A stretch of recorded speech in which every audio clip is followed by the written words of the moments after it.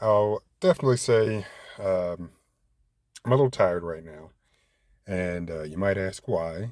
And the reason is I went to bed last night, maybe around 11 o'clock, 11 p.m. And I decided that, you know what?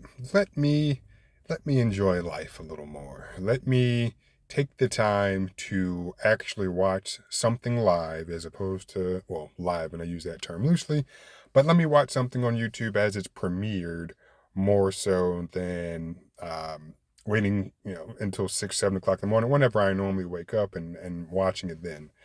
If you know, or if you don't know, Sony announced their Sony Xperia 5 Mark IV last night, and really I should say early this morning, because here in the time zone that I'm located in, I had to wake up at 2 a.m. So I went to bed around 11, woke up around at 1:55. That's when I set my alarm, and I was looking forward to an hour or so long presentation, and it ended up being 11 minutes.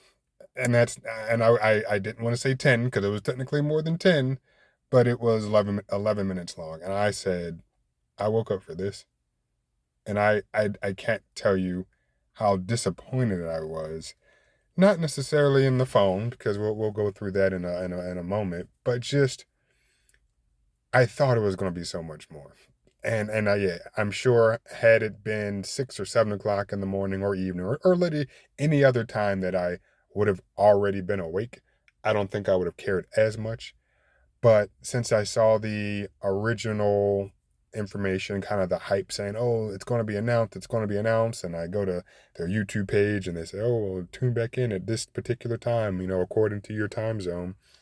I was hoping for maybe 30 minutes to an hour. And I know that they've had those types of presentations in the past where somebody is actually announcing it, showing it to us, and giving us information. And I get COVID is one thing, but I still feel like uh, there could have been more. But hey, it was announced, the Sony Xperia 5 Mark IV.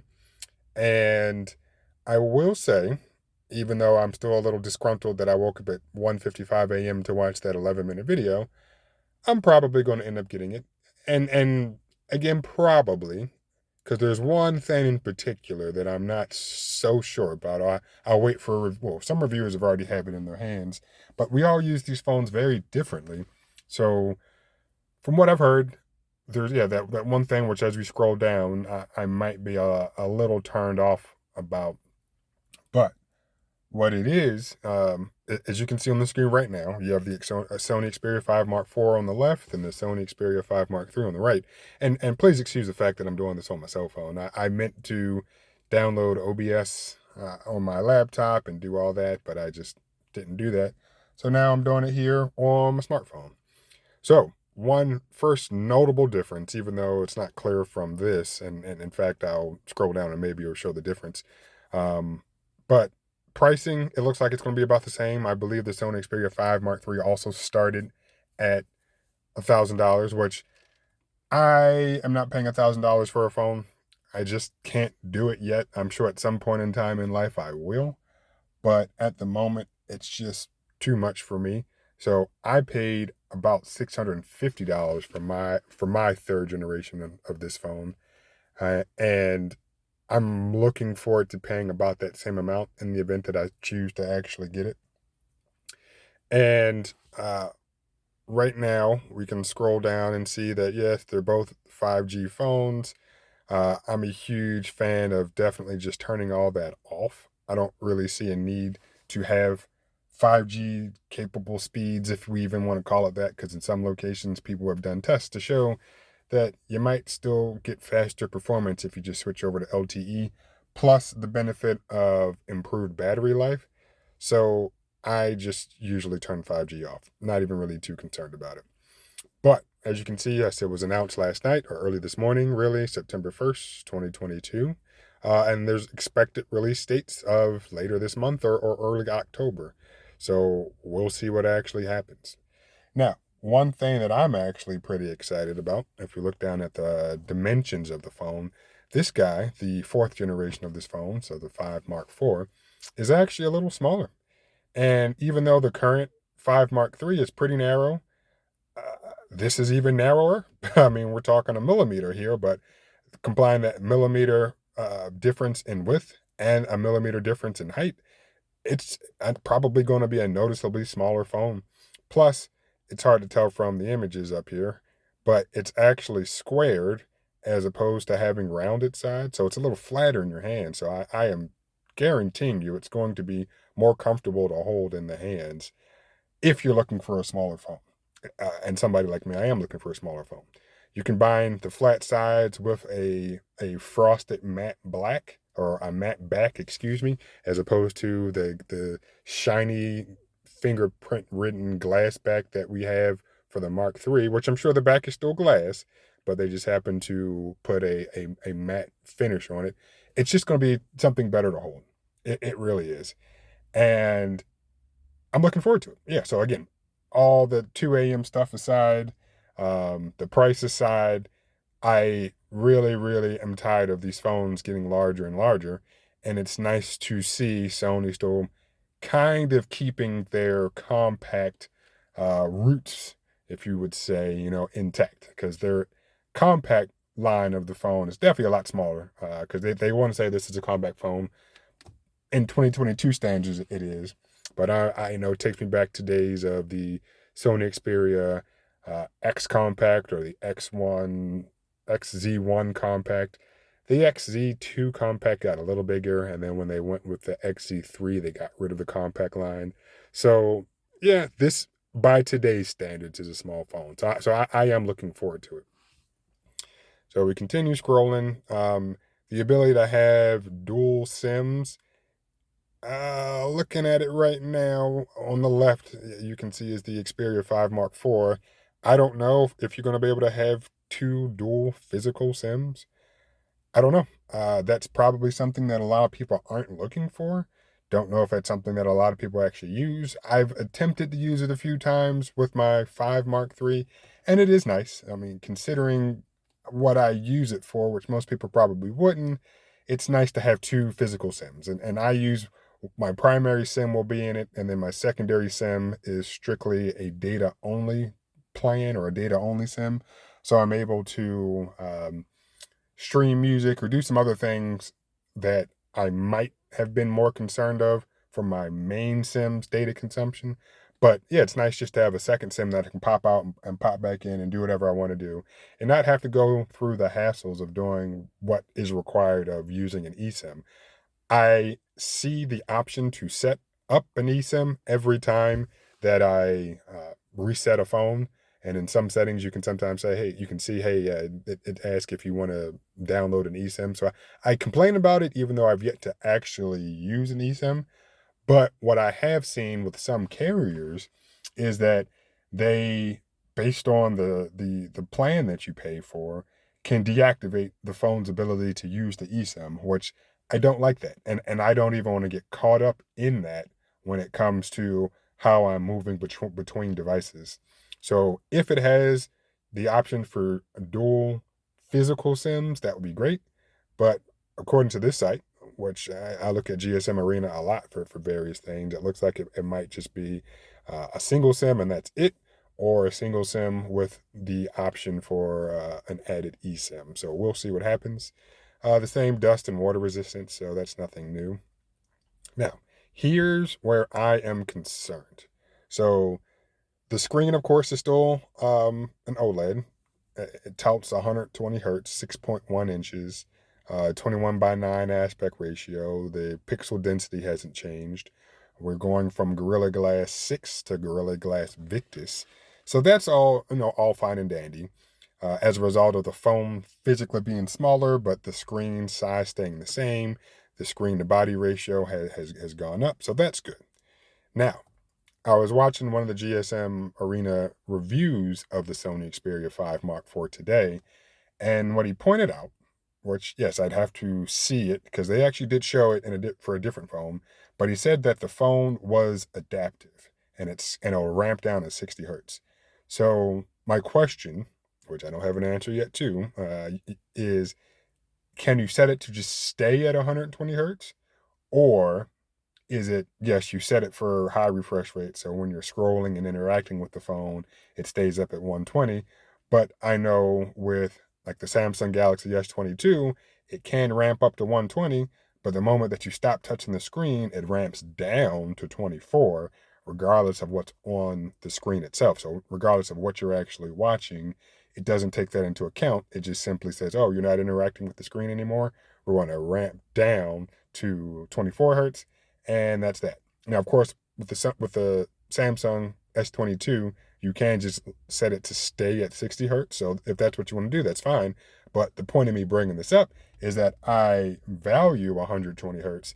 Yes, it's cool to have that snappy experience while you're navigating the phone's UI, but if you just stop and you watch something, I want it to remain at 120 hertz. And for the Xperia 5 Mark III, it does do that. I don't know if the Xperia 5 Mark IV allows me to stay at 120 or if it ramps down to 60 if you aren't interacting with it. And if it does do that, that might be reason for me at least to not get it. So we'll see what happens. I'm sure as it gets released, there might be a few other people who do some videos on it. I have another one in my watch now or watch later queue for on YouTube. So I'll watch that and then I'll make up my mind. But I can honestly tell that most people probably don't care about watching content at 120.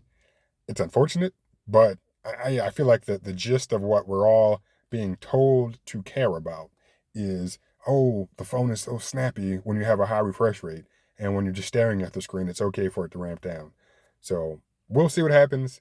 I think the new iPhone 14s, the Pros at least, are supposed to be able to have that variable stuff. So if they're saying that the screen can ramp down to either 10 or 1 hertz, there's no way that they could do that while you're watching something. So these little tiny supercomputers we carry around in our pockets, I'm sure they're able to determine what's on the screen and to adjust refresh rates accordingly. But for me, I rather just say, hey, I don't want the phone to have to worry about that. I've set it to this high refresh rate. I understand that it's going to impact battery life. Please just allow me to leave it as such. But we'll see what happens. Cool. Going on to the operating system, it's going to launch with Android 12. Keep in mind, Android 13 is technically out in the wild right now, so it always is a little frustrating to see a phone get released with the previous year's version of Android. Even though I get Android 13 just came out. I mean, it's been out now maybe for like 2 weeks, if that. So I get it, but I wonder when it comes to when they do their I guess software testing and validating, if you know that the option to test with Android 13 is there, I'm sure they've already started testing it, and maybe in the next 2 or 3 months it'll be released. So I get it. It's a very lengthy process to validate that it's going to work on your hardware. Like, I get that. But with some manufacturers, I'm just worried, like, when is it going to come? Is it going to come? And as you see with the Xperia 5 Mark III, it was released with Android 11. It was upgraded to Android 12. Is that phone going to get Android 13? I really don't know. So yeah, we'll find out. Then the next stuff, I mean, yeah, I'm not a huge spec guy, so you can see that it has the Snapdragon 8 Gen 1 as opposed to the Snapdragon 888. So it's supposed to be better improvement in performance and efficiencies, and I'm sure that it is. GPU seems to have gotten an upgrade as well. Now, when it comes to the micro SD card slot, both phones have it. And from what I've seen from, I think, 2 sources now, the Xperia 5 Mark IV is only coming in a 128 gigabyte version. This, also coming from GSM Arena, says that there's a 256 model, which might be true. So I don't know. We'll find out. I'll probably look around Sony Mobile's website to see, but I'm pretty sure even on there, I only saw that 128 was an option. And of course, since they give you the option to put in an SD card, they're like, well, if you want more storage, you can go buy it from somebody else. Don't feel obligated to double your storage through us and pay whatever it costs, to double your internal storage, which I have the 5 Mark III, as I continue to mention, and I do have 256 gigs of internal storage. So I don't even need, or at least I don't choose to use an SD card. And I like that. I really do. Moving on to the cameras, I am not a camera guy, so I'm not going to pretend to understand what all that means. So yeah, there's rear cameras, there's the selfie camera. I will say when it comes to the rear camera, there's no longer that third camera that has moving parts on it. I don't know what that's. Is that a telephoto camera maybe with the sliding something? Yeah, I'd be lying to you if I knew what I was talking about. But the newer Xperia 5 Mark IV just has three lenses, nothing sliding. I'm sure the cameras are going to be perfectly fine. And again, since I'm not a huge camera person, it's not super important to me. Selfie cameras, the selfie camera has gotten better according to what reviewers are saying. Now, here are things that I actually do care about. So, the loudspeaker, yes, having stereo front-facing speakers are important. The Xperia 5 Mark III has front-facing speakers, so that's nice. I mean, yeah, there are bezels on the screen, which I don't know why manufacturers think bezels are a bad thing, but when you have them, it allows you to do other stuff, and it prevents you from having things like a punch hole for your front-facing camera or a notch. So, yeah, having a bezel is perfectly fine, and I like that. Because of that, I turn my phone sideways when I'm watching some content, and I'm getting blasted with that audio coming right towards me, as opposed to one speaker facing me and then one speaker facing away from me, because of course when it's like that, it's using the downward facing speaker as the secondary speaker. So personally, yeah, I like front facing speakers. Now, the whole dynamic vibration thing, whatever, 24-bit audio, cool. I mean, and yeah, having a headphone jack, of course, is always nice. And I will say, even though I complain about the fact that it's gone on other phones, I use it sometimes. I do. And I'm happy that it's there. And I'm happy that I can plug in with that in using a pair of wired headphones. And then also I can charge the phone if I need to do that, as opposed to like this phone that I'm using to record on right here. It only has a USB-C port. So yeah, I tend to just only do one at a time. Or I end up using Bluetooth headphones and then plugging in if I need to charge the phone. So it's nice to have both. Like there's no reason that manufacturers needed to take away. They claim that, we needed space, blah, whatever. You just wanted to sell some Bluetooth headphones, which are way more expensive than wired headphones. And then of course batteries die, they get lost. Yeah. Save me the BS. You wanted to sell us some more stuff. You want to make more money off of us. That's definitely a continuous revenue stream. Whereas, yeah, I could buy one pair of wired headphones from you, probably not lose them. They don't die because there's no battery in them. And yeah, I can have those for years and be perfectly fine. And in fact, a pair of wired headphones that I do still use, have had that pair for no less than 5 years now. And yeah, they still work just fine. They have a little they insert through the 3.5 millimeter jack, and for these phones that don't have those ports, then yes, I did have to buy a 3.5 millimeter to USB-C dongle, but the headphones themselves still work perfectly fine. In terms of connectivity, we got Wi-Fi 6E, so that's nice. Bluetooth 5.2, the usual codecs, aptX HD. LDAC will be supported, since that's one of Sony's proprietary things, which at some point I felt LDAC was then later built out into Android. So yeah, that should be that. NFC, no radio, USB 3.1, video output, which is cool. So if you want to connect that to like a little monitor or something, and you want to be able to see what's like on your cameras or whatever, not your selfie camera, because obviously you'd see that on the screen, but yeah, connect it and you'll be able to see the output. The fingerprint reader is mounted, is embedded in the power button, which is on the side of the phone. It's nice to see that there's a larger battery in here. Not complaining, because for me that 4,500 milliamp hours was more than enough, but to see that it's even larger is great. You combine that with a more efficient Snapdragon 8 Gen 1, and then if you must have the variable refresh rate screen, that too, you're going to get excellent battery life. So yeah, I definitely am saying that this is going to be a nice phone. How popular is it going to be? I don't know. Did I miss anything down at the bottom? Yeah, different colors, some benchmarks. Yeah, so that's good. All right, so coming all the way back up to the top, there you have it. Now, I will say, and Hopefully I can, phone just vibrated, so you might have just heard that. I will say that